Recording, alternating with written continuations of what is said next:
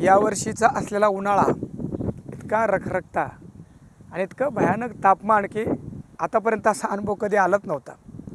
दिवसभर जीवाची लाहीलाही होती, काय करावं।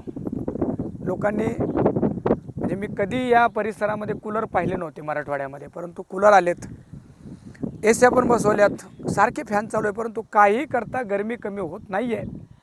पण आता शहरापासून बरंच दूर आणि खेड्यांच्या थोडंसं जवळ या रानमाळावर डोंगरांच्या छोट्या छोट्या टेकड्यांवर आपण आलो आहे। आणि इथं आल्यानंतर हे डोंगर आपल्याला खाली हात जाऊ देत नाही। जगामध्ये असलेली कुरूपता, त्या कुरूपतेमध्ये सुद्धा आपलं सौंदर्य जपून आहेत इथली ही वनर आहे। जिथं आपण आलो आहे त्याला डोंगरची मैना किंवा करवंद असं म्हणतात। कुठंही इथं पाणी आपण जर पाहिलं तर नुसता सगळा हा माळरान ओसाड भाग, कुठेही पाणी नाही। पण याही काळामध्ये बघा या निसर्गाची किमया की झाडं अशा या वातावरणामध्ये सुद्धा तग धरून आहेत आणि या उन्हामध्ये पालवी फुटली आहे, निंबाच्या झाडांना निमोळे आल्यात आणि करवंदाला करवंद आलेत। हे दाखवा अशोक दादा इकडं, हे करवंद इतके गोड आहे। आणि मग प्रश्न निर्माण होतो की पाणी कुठंच नाही, एवढं रस आला कुठून याच्यामध्ये। तर ही सर्व त्या भगवंताची किमया आहे।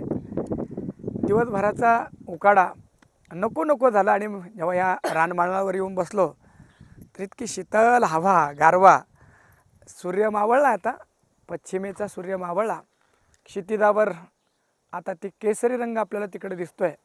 पण काय निसर्गाची कमी आहे, तिकडून सूर्य मावळत नाही तर इकडं चंद्राचं अस्तित्व आणि या रखरखत्या उन्हामध्ये सुद्धा या चंदेरी रात्रीमध्ये सगळ्यांना शीतलता देण्यासाठी हा चंद्रमा उदित झाला।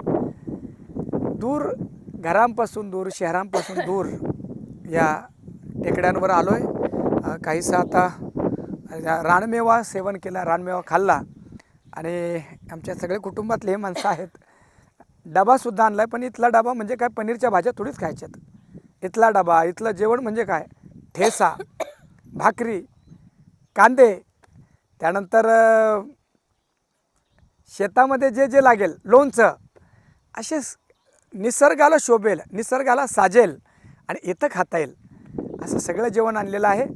त्यानंतर जेवायलाही बसूया, परंतु थांबलो आम्ही थोडंसं की अजून चंद्राचा प्रकाश व्हावा आणि त्या चांदण्यामध्ये त्याचा आनंद घेता यावा म्हणून थांबलो आहे थोडंसं।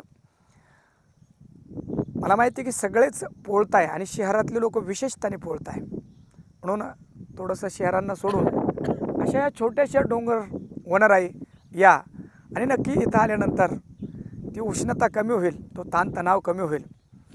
खेड्यामध्ये सुद्धा लोक संध्याकाळच्या वेळी डोंगरे पेटून देतात, काय म्हणावं, डोकं बिघडलं की काय माहिती नाही।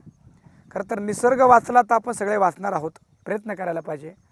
वनराई थोडी राहिली, जंगल थोडे राहिले, तर ते वाचवण्याचा प्रयत्न सगळ्यांनी करायला पाहिजे।